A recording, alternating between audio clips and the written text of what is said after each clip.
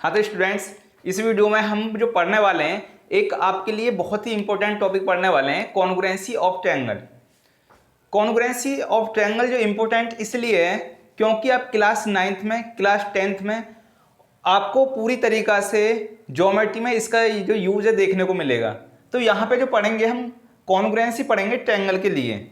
हम कॉन्ग्रुएंसी या similarity triangle के लिए क्यों पढ़ते हैं इस चीज़ को जानेंगे हम आगे। आज जो बात करने वाले हैं हम कॉन्ग्रुएंसी के बेसिक चीज़ के बारे में बात करने वाले हैं कि कोई दो चीज़ें अगर कॉन्ग्रुएंट हैं तो वो कॉन्ग्रुएंट कब हो सकती हैं। किन्हीं दो चीज़ों के कॉन्ग्रुएंट होने की जो कंडीशन है, कोई दो चीज़ कॉन्ग्रुएंट होंगी अगर उनके शेप और size, if shape and size are same. कोई भी दो चीजें कॉन्ग्रुएंट होंगे अगर उनकी शेप और साइज बिल्कुल सेम होंगे। समझते हैं कैसे। मान के चलो कोई एक सर्किल है, इसी तरीका से कोई दूसरा सर्किल है। अगर इस सर्किल की रेडियस 5 सेंटीमीटर है और इस सर्किल की रेडियस 6 सेंटीमीटर है, इस सर्किल की रेडियस 5 सेंटीमीटर है और इस सर्किल की रेडियस 6 सेंटीमीटर है। अगर मैं देखूं तो इसकी जो शेप है वो क्या है, सर्किल, और इसकी भी शेप क्या है, सर्किल। यहां से देखो कि शेप तो इन दोनों फिगर की, इस फिगर की और इस फिगर की सेम है, लेकिन अगर मैं साइज की बात करूं तो ये 5 सेंटीमीटर रेडियस का सर्किल है और ये 6 सेंटीमीटर रेडियस का सर्किल है। तो अगर आप 5 सेंटीमीटर का सर्किल जो ड्रॉ करोगे वो उसका जो साइज होगा वो 6 सेंटीमीटर वाले सर्किल से कम होगा, बिल्कुल ऑब्वियसली कम होगा।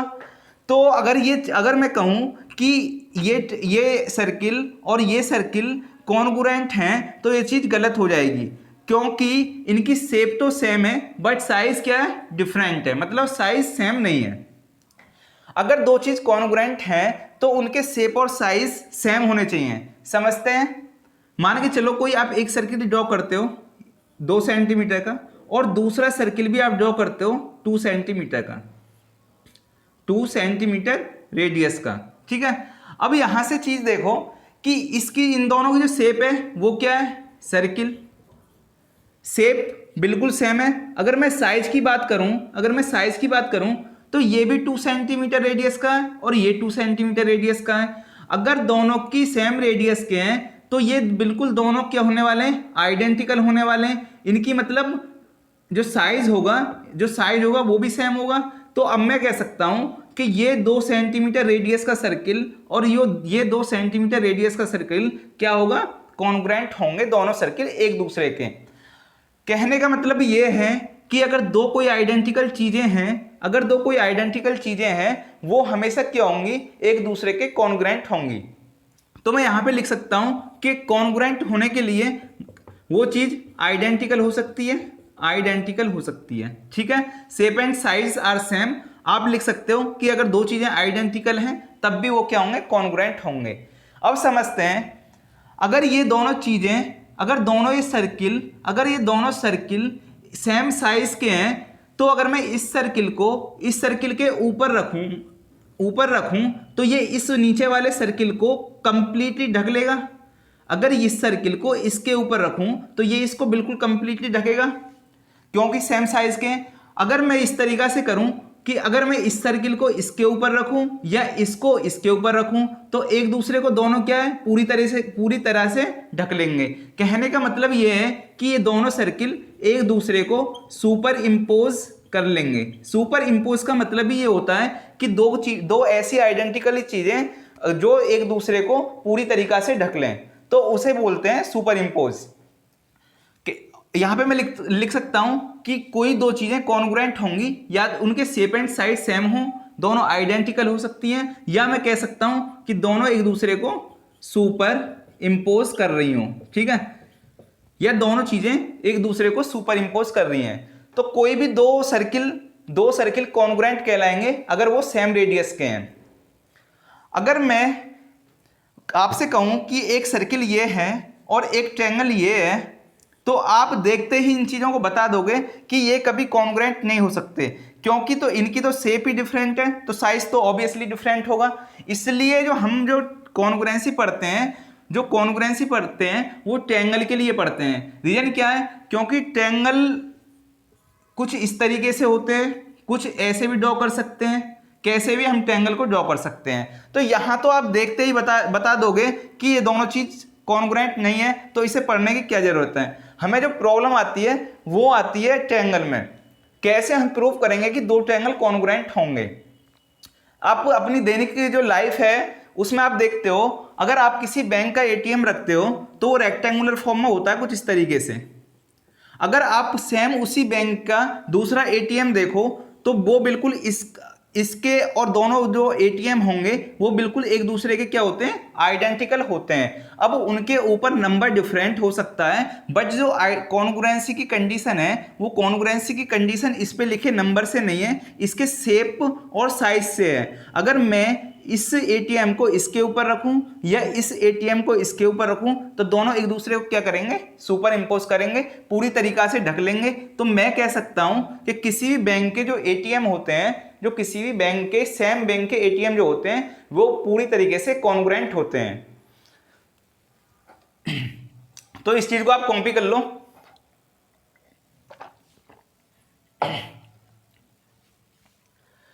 तो ये बेसिक चीजें थी कॉन्ग्रुएंसी के बारे में, जो हम यहां पे पढ़ने वाले हैं, पढ़ेंगे कॉन्ग्रुएंसी ऑफ ट्रायंगल। तो ये बेसिक चीजें हैं, इसका स्क्रीनशॉट ले लो आप, ऐसा करो।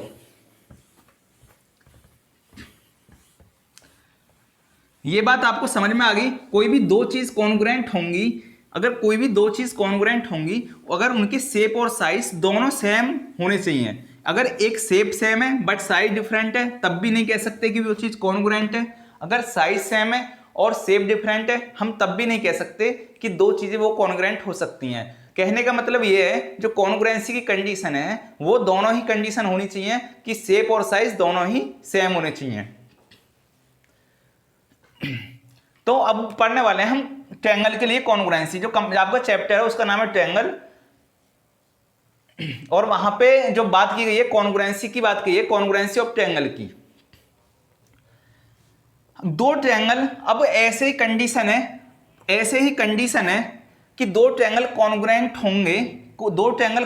होंगे if angle and sides of one triangle, if angle and sides of one triangle are equal to the corresponding side and angle of the other triangle। दो ट्रायंगल कॉन्ग्रुएंट होंगे, ये चीज आपको याद रखनी है क्योंकि पूरे ट्रायंगल में यही चीज होने वाली है। दो ट्रायंगल कॉन्ग्रुएंट होंगे अगर उनके एंगल एंड साइड्स, अगर किसी एक ट्रायंगल के एंगल और साइड्स किसी दूसरे ट्रायंगल के एंगल और साइड्स के इक्वल है, तब हम कह सकते हैं कि दो ट्रायंगल कॉन्ग्रुएंट होंगे। समझते हैं एक एग्जाम्पल से। मान के चलो कोई एक ट्रायंगल ये है, एक ट्रायंगल ये है, ये ट्रायंगल ABC, ये ट्रायंगल DEF। अब यहां से समझना कि करस्पॉन्डिंग जो वर्ड यूज करा गया है, कि करस्पॉन्डिंग वर्ड का मतलब क्या है।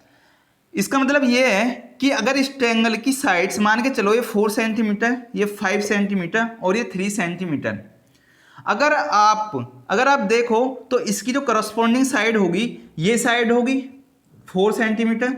अगर ये 4 सेंटीमीटर है, अगर इस ट्रायंगल की ये वाली साइड्स 5 सेंटीमीटर और इस ट्रायंगल की ये वाली साइड्स इस 3 सेंटीमीटर के इक्वल है, 3 सेंटीमीटर। यूनिट कोई भी मान लो आप, 3 सेंटीमीटर, मैं सेंटीमीटर मान लेता हूं, 4 सेंटीमीटर। इसी तरीका से अगर ये एंगल इस एंगल के इक्वल है और ये एंगल इस एंगल के इक्वल है, इसी तरीका से ये एंगल अगर ये एंगल इस एंगल के इक्वल है, तब हम कह सकते हैं कि दो ट्रायंगल कॉन्ग्रुएंट होंगे अगर if angle and sides of one triangle are equal to the corresponding sides and angle of the other triangle. जो करस्पॉन्डिंग साइड्स हैं वो भी एक दूसरे के इक्वल हैं, क्योंकि ये 4 सेंटीमीटर है, ये भी 4 सेंटीमीटर है, ये 5 सेंटीमीटर है, ये भी 5 सेंटीमीटर है, ये 3 सेंटीमीटर है, ये भी 3 सेंटीमीटर है। इसी तरीका से ये एंगल इसके इक्वल है, ये एंगल इसके इक्वल है और ये एंगल इसके इक्वल है। तो यहां पे देखा कि दोनों ट्रायंगल के जो करस्पॉन्डिंग पार्ट हैं वो एक दूसरे के इक्वल हैं। तो कंडीशन क्या है दो ट्रायंगल के कॉन्ग्रुएंट होने की? वो कंडीशन है कि अगर दो ट्रायंगल कॉन्ग्रुएंट होंगे, यदि उनके अगर एक ट्रायंगल की साइड्स और एंगल इक्वल होंगे दूसरे ट्रायंगल के साइड्स एंड एंगल के, ठीक है, तो ये ट्रायंगल की कंडीशन है। अब अगर मैं इसी चीज को रिवर्स कर दूं, अगर मान के चलो कि आपको ये पता नहीं है कि ये दोनों ट्रायंगल कॉन्ग्रुएंट हैं, ये दोनों ट्रायंगल आपको ये पता नहीं है कि ये दोनों ट्रायंगल कॉन्ग्रुएंट हैं। अगर मान के चलो आपने कुछ क्राइटेरिया किसी रूल के अकॉर्डिंग इन दोनों ट्रायंगल को कॉन्ग्रुएंट प्रूव कर दिया, तो आप वहां पे लिख सकते हो कि ये जो ट्रायंगल हैं, ये ट्रायंगल जो हैं इनके करस्पॉन्डिंग जो पार्ट एंड एंगल होंगे, जो साइड्स एंड एंगल होंगी, वो एक दूसरे के इक्वल होंगी। बिल्कुल लिख सकते हैं। जस्ट इसका अपोजिट कर दो आप। अगर दो यहां पे क्या होती है, कंडीशन क्या होती है, अगर corresponding sides and angle equal हैं तो दो ट्रायंगल कॉन्ग्रुएंट होंगे। अगर मान के चलो आपको दो ट्रायंगल कॉन्ग्रुएंट नहीं दिए हुए हों, अगर आप किन्हीं क्राइटेरिया के थ्रू दो ट्रायंगल को कॉन्ग्रुएंट प्रूव कर दो, तो आप कह सकते हो कि इनके करस्पॉन्डिंग साइड्स और जो एंगल होंगे वो इक्वल होंगे। अब जो सबसे इंपॉर्टेंट चीज है वो है इसमें लिखने की कि अगर दो ट्रायंगल आपने किसी क्राइटेरिया के बेस पर ये प्रूफ कर दिए कि दोनों ट्रायंगल कॉन्ग्रुएंट हैं, तो आपको लिखने कैसे हैं। सबसे इंपॉर्टेंट जो है इस कॉन्ग्रुएंसी में इसके लिखने का तरीका ही है। मान के चलो कोई दो ट्रायंगल है, एक ट्रायंगल ये ए बी सी, कोई another triangle D E F. मैंने किसी क्राइटेरिया किसी रूल के अकॉर्डिंग मैंने ये प्रूफ कर दिया, या कोई फिजिकल एक्टिविटी करके मैंने ये प्रूफ कर दिया कि दोनों ट्रायंगल कॉन्ग्रुएंट हैं। अगर ये कॉन्ग्रुएंट हैं तो इसको इसके ऊपर या इसके उसके ऊपर रख दूं तो दोनों एक दूसरे को सुपर इंपोज करेंगे। सुपर इंपोज का मतलब मैं बता चुका हूं कि दोनों एक दूसरे को कंप्लीटली पूरी तरीके से ढक लेंगे। अगर दोनों एक दूसरे को पूरी तरीके से ढक ले रहे हैं तो मैं कह सकता हूं कि दोनों ट्रायंगल कॉन्ग्रुएंट होंगे। अब दोनों ये triangle A B C congruent होगा ट्रायंगल डी ई एफ के। जो कॉन्ग्रुएंसी का साइन होता है वो इस तरीके से होता है, इक्वल का साइन, और उसके ऊपर इस तरीके से। Triangle A B C congruent होगा ट्रायंगल डी ई एफ के। Triangle A B C congruent होगा ट्रायंगल डी ई एफ के। अब एक बात सोचना कि ये तो मैंने बिल्कुल सही लिखा है जो होना चाहिए। अगर मैं इस ट्रायंगल को मैं इसको ऐसे लिख दूं कि मान ये ट्रायंगल दोनों कॉन्ग्रुएंट है, ये मैं मान के चल रहा हूं कि दोनों ट्रायंगल कॉन्ग्रुएंट है। अगर triangle A B C congruent है ट्रायंगल डी एफ के, यहां पे मैंने लिखा डी एफ, अगर मैं ऐसे लिख दूं कि ये ट्रायंगल कॉन्ग्रुएंट होगा डी एफ ई के, तो क्या ये सही है? अब देखना है कि यहां पे मैंने लिखा था डी ई एफ, यहां पे डी एफ ई। अब यहां से समझना है कि ये गलत है तो गलत क्यों, अगर ये सही है तो ये सही क्यों।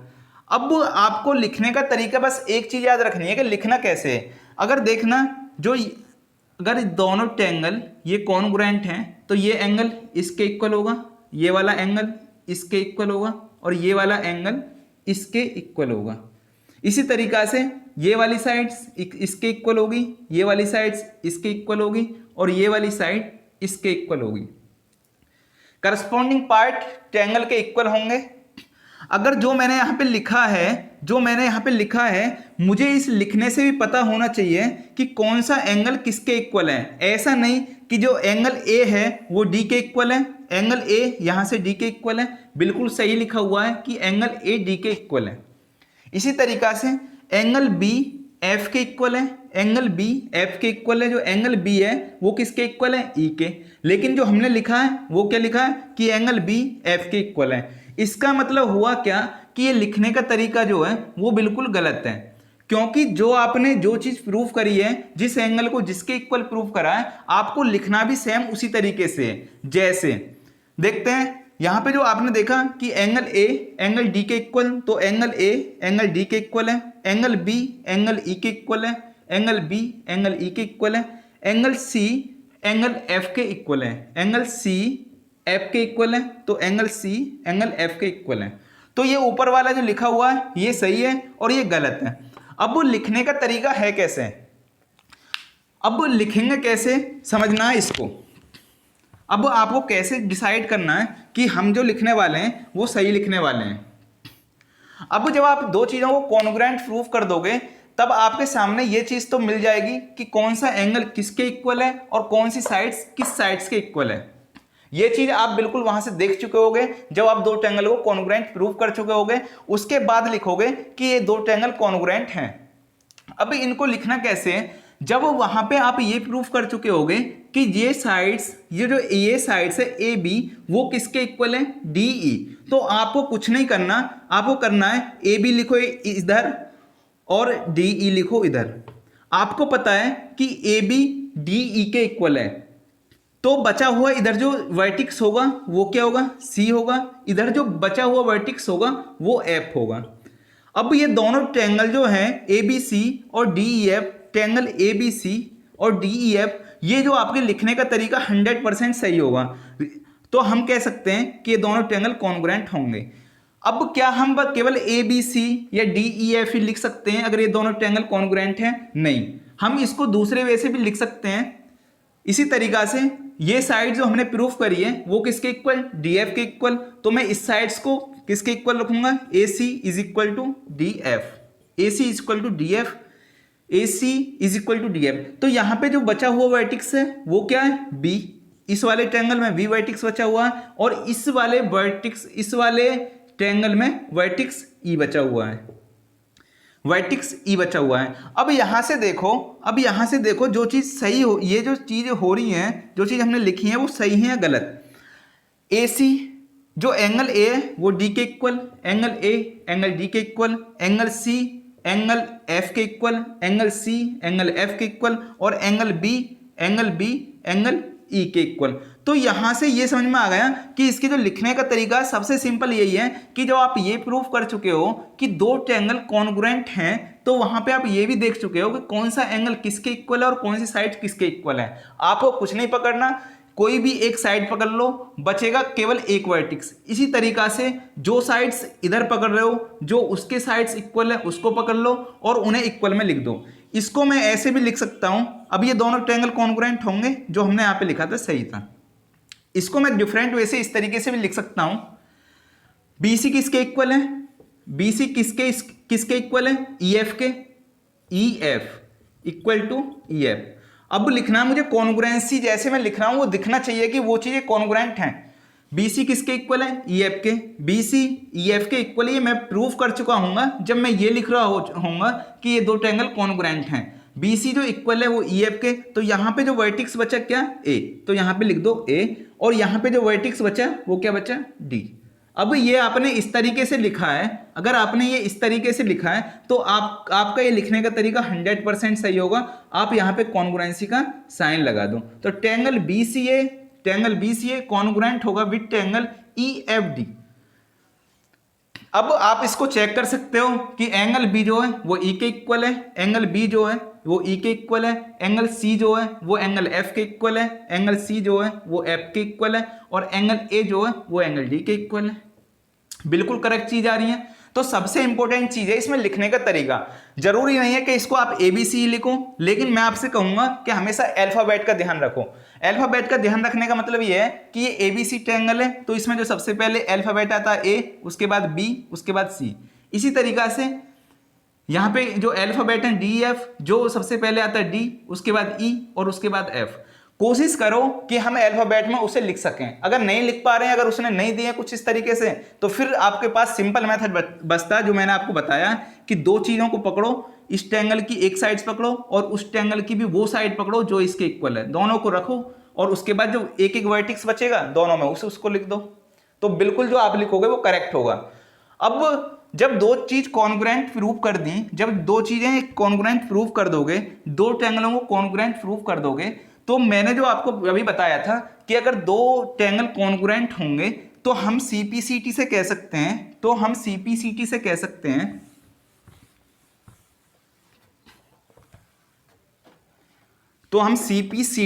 सकते हैं कि जो दोनों ट्रायंगल होंगे उनके करस्पॉन्डिंग जो पार्ट होंगे वो इक्वल होंगे। मतलब A B is equal to D E, B C is equal to E F और A C is equal to D F. Corresponding sides equal होंगी, उसी तरीका से करस्पॉन्डिंग एंगल भी इक्वल होंगे। Angle A is equal to angle D, angle B is equal to angle E, angle C is equal to angle F. तो ये चीजें आपको मिलेंगी अगर दो ट्रायंगल को आप कॉन्ग्रुएंट प्रूव कर दोगे। इस सीपीसीटी का मतलब समझते हैं। ये अगर दो सीपीसीटी की जो फुल फॉर्म होती है वो ये होती है corresponding part of congruent triangle. Corresponding part of congruent triangle, corresponding part of congruent triangle. तो हम कह सकते हैं जब हम ये प्रूव कर चुके होंगे कि दो ट्रायंगल कॉन्ग्रुएंट हैं, तब हम कह सकते हैं सीपीसीटी से कि corresponding part of congruent triangle will be equal. तो हम बाय सीपीसीटी से हमने क्या कह दिया कि जब हमने ये प्रूफ कर दिया कि ये दोनों ट्रायंगल कॉन्ग्रुएंट हैं, तब हम बाय सीपीसीटी से लिख देंगे कि इनके जो करस्पॉन्डिंग साइड्स और करस्पॉन्डिंग जो एंगल होंगे वो क्या होंगे, इक्वल होंगे। तो अभी तक जाना हमने कैसे हमें लिखना है, और सबसे जो इंपॉर्टेंट चीज यही है, अगर आपने लिखने का तरीका आपके समझ में आ गया है तो यही इसका मतलब 80% जो पार्ट है कॉन्ग्रुएंसी का वो फिनिश होता है। अब 20% पार्ट क्या बचता है, वो क्राइटेरिया बचते हैं, जैसे ASA, SAS, AAS, RHS, SSS. तो इन क्राइटेरिया को हम one by one next video में कंप्लीट करेंगे। तो ये बेसिक था और सीपीसीटी का मतलब आपको समझ में आ गया होगा, corresponding part of congruent triangle. ये हम तब लिखेंगे जब हम पहले ये प्रूव कर चुके होंगे कि दो ट्रायंगल कॉन्ग्रुएंट हैं, तब हम कहेंगे कि बाय सीपीसीटी जो करस्पॉन्डिंग पार्ट मतलब साइड्स और एंगल इक्वल होंगे। तो नेक्स्ट जो पढ़ने वाले हैं हम पढ़ेंगे क्राइटेरिया। अब हम कैसे प्रूव करेंगे कि दो ट्रायंगल कॉन्ग्रुएंट हैं, उसके कुछ क्राइटेरिया जैसे मैंने आपको बता दिया। तो सबसे पहले हम पढ़ने वाले हैं एसएएस। नेक्स्ट वीडियो में जो पढ़ेंगे हम एसएएस एक्सॉइम के बारे में पढ़ेंगे। एसएएस सबसे अच्छी और सबसे इंपॉर्टेंट कह सकते हैं, क्योंकि ये एक्सॉइम है और ये जनरल एक्टिविटी से हम प्रूव करते हैं कि दो ट्रायंगल कॉन्ग्रुएंट होंगे। अगर आपको ये वीडियो पसंद आए तो वीडियो को लाइक करो, चैनल को सब्सक्राइब करो। Thank you.